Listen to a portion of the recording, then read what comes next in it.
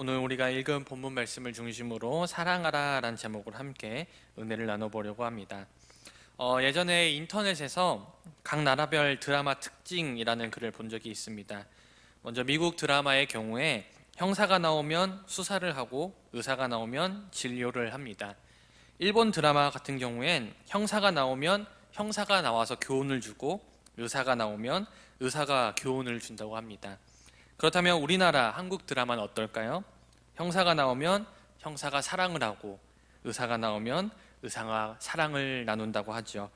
그만큼 사랑이란 특별히 우리 한국인들에게는 익숙한 주제일지도 모르겠습니다. 여러분들은 사랑이 무엇이라 생각하십니까?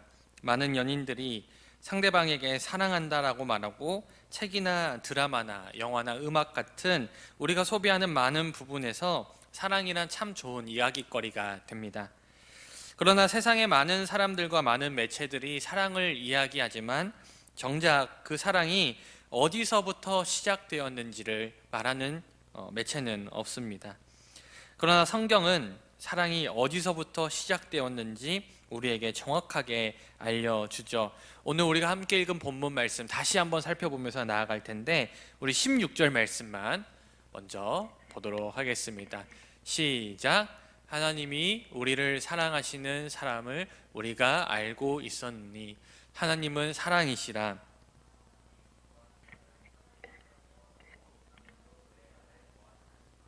아멘. 요한은 우리가 함께 읽은 이 말씀을 통해서 사랑은 하나님으로부터 나왔다, 아니 하나님 그 자신이 사랑 그 자체이다 라고 말하고 있습니다. 요한은 우리가 함께 읽은 16절 말씀을 통해서 하나님은 사랑이시며 하나님께서 우리를 먼저 사랑하신 그 사랑을 알고 깨달을 때 믿음이 시작되었다라고 말합니다. 흔히 우리는 반대로 생각하는 경향이 있는 것 같아요. 하나님을 먼저 믿고 나서 하나님의 사랑을 깨닫게 된다라고 생각하지만 아니, 오늘 요한은 그렇게 이야기하지 않습니다. 하나님의 사랑을 깨닫는 것이 바로 믿음의 시작이다 라고 이야기하는 것이죠. 나에게 베풀어진 하나님의 사랑을 깨달을 때 비로소 진정한 믿음이 시작된다라는 것이죠. 예수님을 믿는다고 입술로 고백하는 수많은 사람들 중에서도 교회에만 간신히 출석하거나 주님을 향한 헌신이 전혀 없는 사람들, 혹은 예수님을 위해 삶에서 어떠한 것도 포기하지 않은 사람들, 그리고 무엇보다 삶에서 예수님의 모습이 보이지 않는 사람들이 종종 있는 것 같습니다. 저도 과거에는 주님을 향한 열심이 있지가 않았어요. 제가 고3 때 이제 수능을 위해서 공부를 한창 열심히 할 때였는데, 공부는 해야겠고 또 부모님이 마침, 저희 아버지가 마침 고등부 부장 선생님을 맡고 계셔서 부모님의 등살에 못 이겨서 교회도 나가야 했기 때문에 교회에 나가서 예배를 드리다가 몰래 도망쳐 나온 적이 얼마나 많았는지 모릅니다. 저 또한 예수님을 믿는다고 말했지만 그 행동은 결코 그렇지 못했다는 것이죠. 하지만 그런 제가 지금은 목사가 되어서 여러분들에게 하나님의 말씀을 전하고 있습니다. 종종 우리 청년들 가운데 예배 늦게 나오는 청년들이 있어요. 늦게 나온 청년들이 있는데 제가 그들에게 뭐라고 얘기하지 않는 이유는 제가 과거에 그랬기 때문이기도 합니다. 하지만 제가 이렇게 변화된 것은 제가 수능에 실패하고 재수를 준비하면서 하나님의 사랑을 깨달았기 때문입니다. 제가 원래 포항에 살았는데 이제 아버지 따라서 재수를 시작하면서 인천으로 이사 와서 인천에서 재수를 시작했어요. 아는 친구가 한 명도 없는 이곳으로 와서 홀로 외롭게 재수를 준비할 때 저에게 유일한 위로가 되어 주었던 시간은 바로 하나님께 기도하던 시간이었습니다. 나의 연약함을 내려놓고 주님께 기도할 때 하나님께서 저의 마음을 만져주시고 위로해 주셨습니다. 그때 저는 처음으로 하나님의 사랑을 깨닫게 되었고 그 이후에 믿음이 조금씩 성장하게 되었어요. 저뿐만 아니라 누구보다 하나님을 사랑하는 사람들, 누구보다 하나님을 열심히 섬기는 그 믿음의 사람들의 이야기를 들을 때 공통적으로 깨닫게 되는 사실이 있다는 것이죠. 그들이 처음부터 하나님을 열심히 섬겼던 게 아니라, 그들이 처음부터 그렇게 믿음이 좋았던 게 아니라 어떠한 계기로 하나님이 우리를 사랑한다는 사실을 깨달았을 때, 그 하나님의 사랑이 자기 마음속에 깊숙이 들어왔을 때, 머리로만 아는 것이 아니라 정말로 마음속으로 그 사랑이 들어왔을 때 비로소 그들의 믿음의 변화가 시작되었다는 것입니다. 우리 이어지는 본문 말씀 17절에서 18절까지의 말씀 함께 보겠습니다. 시작. 이로써 사랑이 우리에게 온전히 이루어진 것은 우리로 심판날에 가지러 함이니 주께서 그러하심과 같이 우리도 이 세상에서 그러하니라.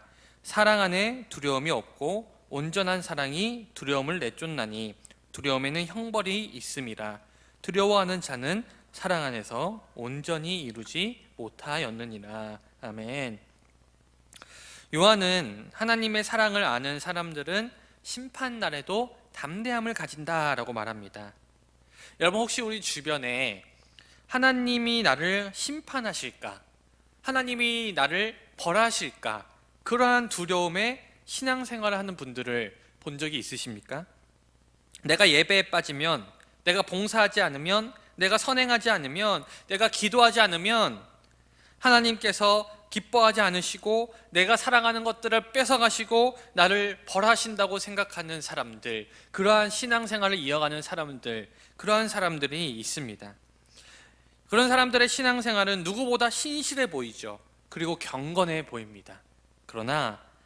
그리고 헌신적으로 보여요. 그러나 안타깝게도 그 안에는 기쁨이 없고 자유함이 없고 무엇보다도 하나님과의 인격적인 교제가 없습니다. 그들은 신앙생활을 하면서도 늘 두려운 마음으로 신앙생활을 하는 것이죠. 내가 이거 안에서 하나님이 나를 어떻게 하면 어떡하지? 내가 기도 안에서 하나님이 나에게 주셔야 될 거 안 주시면 어떡하지? 내가 너무 사랑하는 것들을 뺏어가면 어떡하지? 그러한 마음으로, 그러한 두려운 마음으로 신앙생활을 한다는 것이죠. 하지만 여러분, 이건 하나님이 원하시는 모습이 아닙니다. 사랑이란 자유함이 있을 때 가능한 거예요. 하나님은 우리를 로봇으로 만들지 않았어요. 하나님이 정말로 우리를 로봇으로 만들어서 너는 나를 사랑해 라고 명령하셨다면, 그리고 우리가 그 명령에 거스를 수 없어서 의무적으로 그렇게 사랑을 한다면 하나님은 우리의 사랑을 얻을 수는 있었겠지만 그것이 기쁘지는 않으셨을 거예요. 사랑은 자유함에 있습니다. 여러분들 스스로 하나님을 선택하고 여러분들 스스로 하나님께 사랑한다 고백하는 그 고백 안에 진정한 사랑이 있다는 것이죠. 하나님은 우리를 정죄함으로 묶어 놓으시지 않았습니다. 하나님은 우리를 사랑으로 묶어 놓으셨어요. 사랑하는 여러분, 하나님과 우리의 관계는 아담과 하와의 범죄 이후로 완전히 단절되어 있던 관계였습니다. 하지만 하나님이 우리의 관계를 다시 이어준 사건이 예수 그리스도의 십자가 사건이라는 걸 우리가 기억할 필요가 있습니다. 하나님께서는 우리와의 관계를 맺기 위해서 그 아들을 희생하셨다는 거예요. 이건 하나님이 우리를 사랑하지 않으면 가능하지 않은 일이죠. 하나님이 우리를 너무나도 사랑하셨고 이 천하 어떤 것보다 우리를 더 귀하게 생각하셨기 때문에 하나님은 기꺼이 그 아들을 이 땅에 보내주셨고 우리를 다시 관계 맺을 수 있는 그러한 상태로 회복시켜 주셨습니다.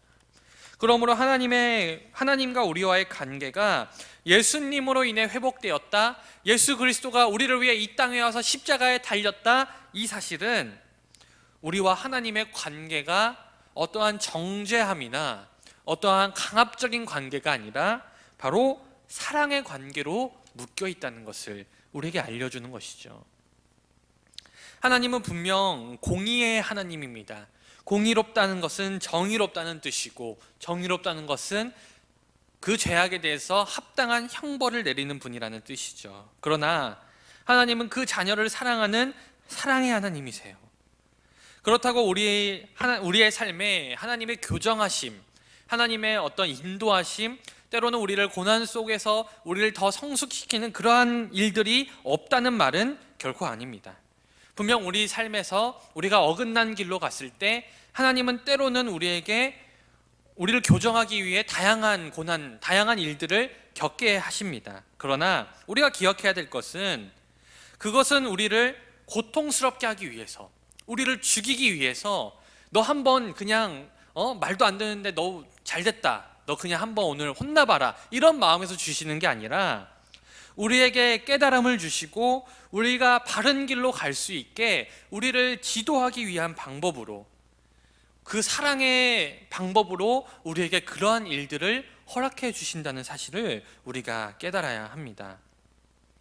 그래서 이어지는 19절 말씀에 요한은 이렇게 기록하고 있어요. 우리가 사랑함은 그가 먼저 우리를 사랑하셨습니다.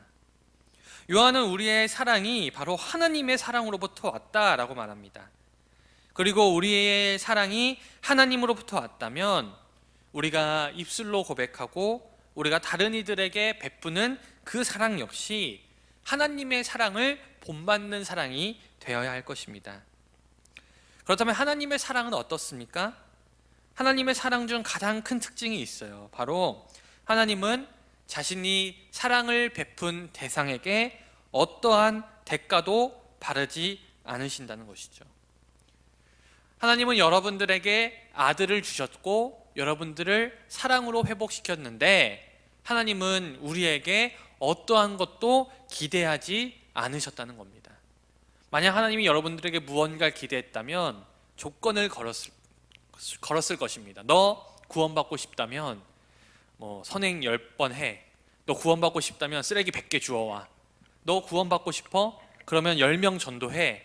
이런 조건이 있었을 거예요. 그런데 하나님은 그러한 조건을 걸지 않으셨어요. 그저 우리에게 사랑을 베풀어 주실 뿐입니다.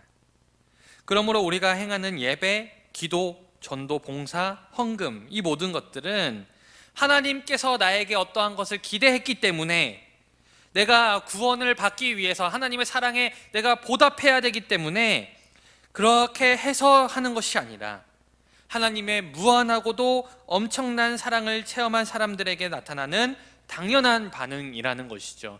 큰 사랑을 받은 사람이 마땅히 행해야 될 일, 그 사랑을 깨달은 사람이 내가 무엇이라도 하나님께 줄 수 있을까? 하나님은 나에게 요구한 적이 없지만 하나님께서는 나에게 어떠한 것을 하라고 그러한 것을 요구하고 나에게 구원을 주신 것은 아니지만 내가 어떻게 해야 하나님을 기쁘시게 할 수 있을까? 내가 이 큰 사랑을 받았는데 내가 무엇을 해야 하나님이 기뻐하실까? 그러한 반응 속에서 나타나는 것이라는 것이죠.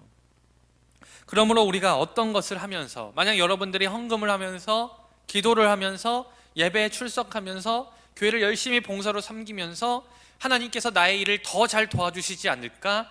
하나님께서 나에게 더 큰 축복을 주시지 않을까? 그것을 기대한다면 물론 하나님께서는 여러분들의 수고와 노력을 보시고 여러분들의 헌신을 보시고 복을 주시는 하나님은 맞지만, 만일 여러분들의 마음속에 먼저 그러한 대가를 기대하는 마음이 있다면 그것 역시 사랑이 기반이 되지 않은 잘못된 신앙생활의 모습이라는 것입니다.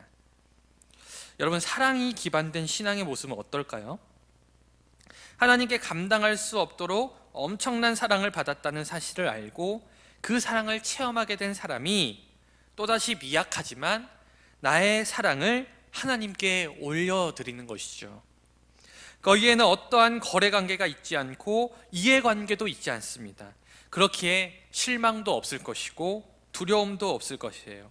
완전한 사랑의 연합, 그것이 바로 우리가 추구해야 될 하나님과 우리 사이에 사랑으로 맺어진 그러한 관계입니다.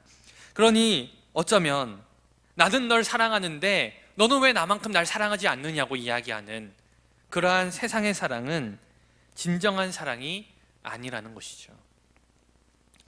오늘 우리가 함께 읽은 본문 말씀 마지막인 20절에서 21절 말씀에서 요한은 이렇게 이야기합니다. 누구든지 하나님을 사랑하노라 하고 그 형제를 미워하면 이는 거짓말이니 거짓말하는 자니 보는 바 그 형제를 사랑하지 아니하는 자는 보지 못하는 바 하나님을 사랑할 수 없느니라. 우리가 이 계명을 주께 받았나니 하나님을 사랑하는 자는 또한 그 형제를 사랑할지니라. 그러므로 하나님을 사랑한다라고 말하는 사람들은, 다시 말해서 하나님께서 나에게 주신 사랑을 깨달은 사람이라면 우리는 가족과 이웃과 형제를 사랑할 수밖에 없습니다. 그리고 우리의 그 사랑은 저 사람이, 내가 이 사람에게 이런 사랑을 베풀었을 때 저 사람이 나에게 이런 사랑을 줄 것이야, 내가 저 사람을 이렇게 사랑했을 때 저 사람은 나를 이렇게 보답할 것이야, 이런 기대가 있는 사랑이 아니라 그냥 주는 사랑인 것이죠. 어떠한 보답을 기대해서가 아니라 그냥 그 사람을 사랑하니까, 내가 먼저 그 사랑을 받았으니까 그 사람을 그냥 사랑해주는 모습이 우리 안에 있어야 한다는 것입니다. 그래서 요한은 이야기하죠. 보이는 형제를 사랑하지 못하는 우리가 어떻게 보이지 않는 하나님을 사랑할 수 있느냐고 그렇게 이야기합니다. 여러분, 보이는 형제를 사랑하는 것은 우리가 보이지 않는 하나님을 사랑하는 방법을 연습하고 훈련하는 귀한 방법입니다. 물론 그러한 목적으로 사랑해서는 안 되겠지만 우리가 보이는 형제를 사랑하는 모습을 통해서 우리는 어떻게 하나님을 사랑해야 될지 조금씩 더 알아갈 수 있는 것이죠. 사랑하는 여러분, 오늘은 민족의 명절인 설날입니다. 특별히 오늘이 설날 당일이죠. 이 명절날 제가 어떤 말씀을 여러분과 나눠야 될까 고민을 하다가 오늘 이 사랑에 대한 말씀을 선택한 이유가 있습니다.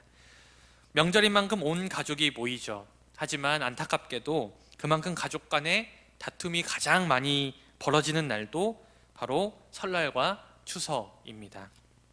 가족끼리 고스톱을 치다가 서로 마음이 상할 수도 있고, 사촌 동생이 와서 내가 사랑하는 피규어를 망가뜨릴 수도 있고, 내가 원치 않는 질문들을 받을 수도 있습니다. 너 취업은 언제 하니? 결혼은 언제 하니? 이러한 질문들, 내가 피하고 싶은 질문들, 이러한 질문들을 받아서 마음이 상할 수도 있습니다.